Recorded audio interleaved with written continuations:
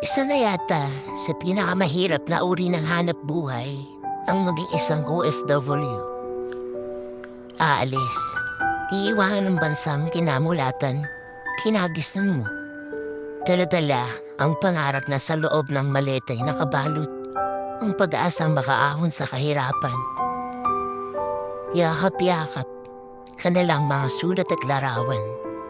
Patungo sa daang di malaman, walang pasiguraduhan.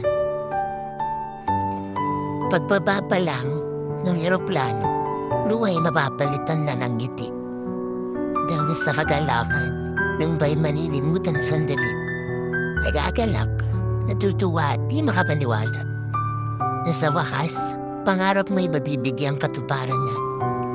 Dilat ang mga mata dahil natatanaw ay pag-asa. Ngunit ang mga ngiting ito'y panandalian lamang. Magsisimula ang kalbaryo sa paglipas pa lang ng unang buwan. Pagod, puyat, hirap pala ang daratnan.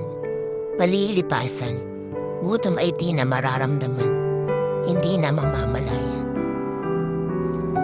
Napapagod ngunit walang pakialam. Tuloy lang ang trabaho dahil kailangan. Kahit kapag may problema kay, alam mong wala kang malalapitan, matatakbuhan. Walang pamilyang yayakap dahil wala naman sila sa iyong tabihan. Napupuyat sa bawat gabing nag-aabang ng tawag mula sa pamilyang minsan pa'y napakalit. Madalas, sila pang walang oras na mangumusta, kadalasan pa'y sa tawag mo'y walang sumasagot. Iiyak, tatawa ka na lang, dahil ito naman ang buhay na pinili mo. Iiyak, tatawa ka na lang, dahil parte ito ng iyong mga sakripisyo.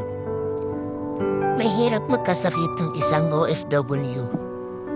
Mahirap dahil walang ibang mag-aalaga sa'yo, kundi ang sarili mo. Walang ibang magluluto para sa'yo. Kaya kahit may sakit ka, kailangan mong tumayo sa sarili mong mga paa. Kahit may sakit ka, babangon at babangon ka. Dahil ikaw lang namang mag-isa. Sabi nila, masarap daw mga ibang bansa.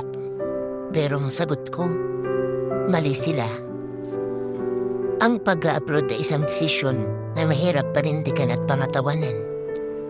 Dahil hindi lang katawan ang kailangang ihanda, kundi pati isipan, buong katauhan. Sa isang iklap, maaaring mawala sa iyong lahat. Dahil hindi naman lahat ng nag-a-abroad ay swerte. Dahil sa isang iklap, maaaring masira pa min ang binuo mo. Maaaring kuhanin sila sa iyo ng ibang tao mapang-abuso ng kahinaan, ng tukso,